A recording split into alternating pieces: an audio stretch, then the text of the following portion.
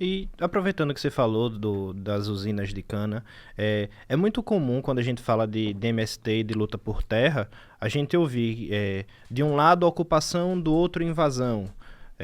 Falar sobre briga por terra, às vezes até conflitos armados. No Congresso a gente tem a bancada do MST e a bancada ruralista, do agronegócio.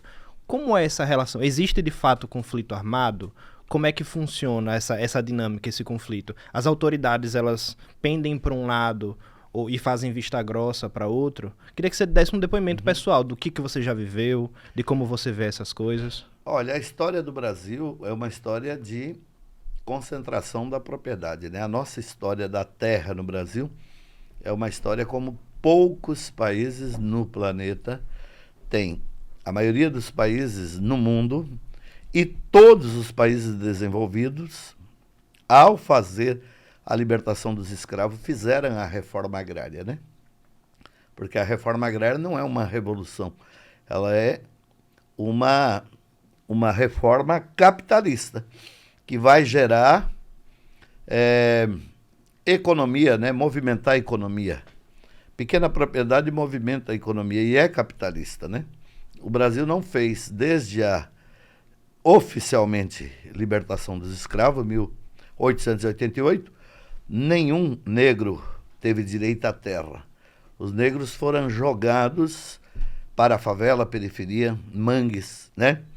Então, a terra no Brasil, no campo e na cidade, é sinônimo de poder.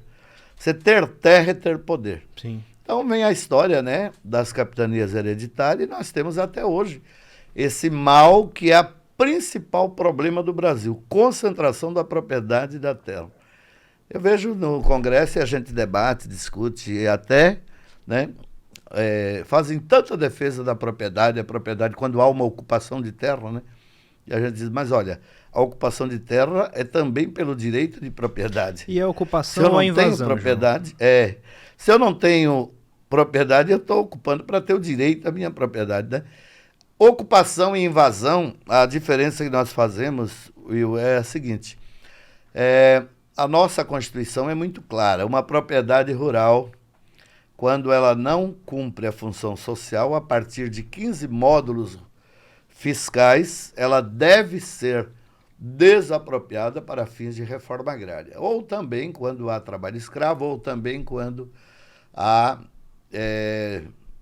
crimes ambientais, né? A nossa Constituição, ela é boa. Ela tem um capítulo muito bom sobre a questão agrária. E tem também a lei que está vigente do Estatuto da Terra. O grande problema é o seguinte, né? A diferença de ocupação para invasão é que uma invasão é quando nós entendemos que invasão é quando você invade uma casa ou uma propriedade que já é ocupada por uma família ou por várias famílias que ali moram, produzem e utilizam. A ocupação, nós chamamos de ocupação, quando você ocupa uma área que não cumpre a função social, não é residida, né? Porque quando o movimento sem terra ocupa uma área, né, ela sempre é uma propriedade que não cumpre a função social e todos que moram dentro daquela propriedade, né, que são trabalhadores daquela propriedade, são os primeiros a serem beneficiados. A lei protege e o movimento apoia, né? Se você tem um gerente e vários trabalhadores, esses preferencialmente têm. Se a área vai entrar sem família e moram 10, esses 10 são os primeiros, depois são 90. Então, a ocupação é essa diferença, né? O movimento não faz invasão de terra, faz ocupação de áreas que não cumprem a função social. Entendi. Por exemplo, te colocando aqui para os nossos telespectadores que nos acompanham, né?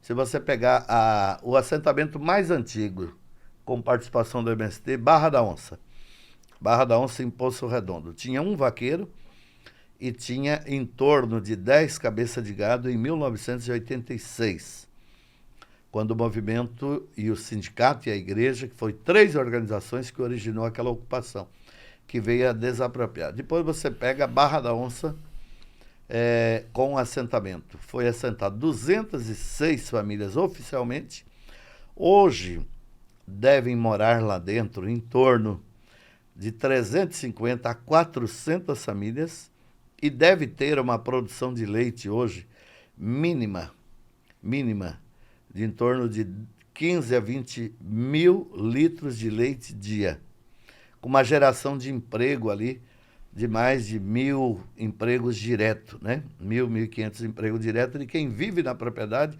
cuida do gado, do rebanho, produz, planta, cria. Então, Poço Redondo tinha uma família que não comprava, não vendia e que morava na fazenda e o proprietário era de fora da cidade. Hoje você tem mais de 400 famílias que fazem a feira em Poço Redondo, que vendem leite entre os produtos, mas a maior é leite para as queijarias e laticínios da região, né?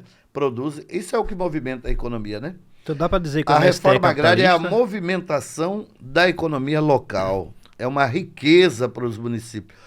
O Alto Sertão tem um estudo do IPEA que mostra antes da reforma agrária, né, da Barra da Onça e depois, antes das áreas reformadas e depois.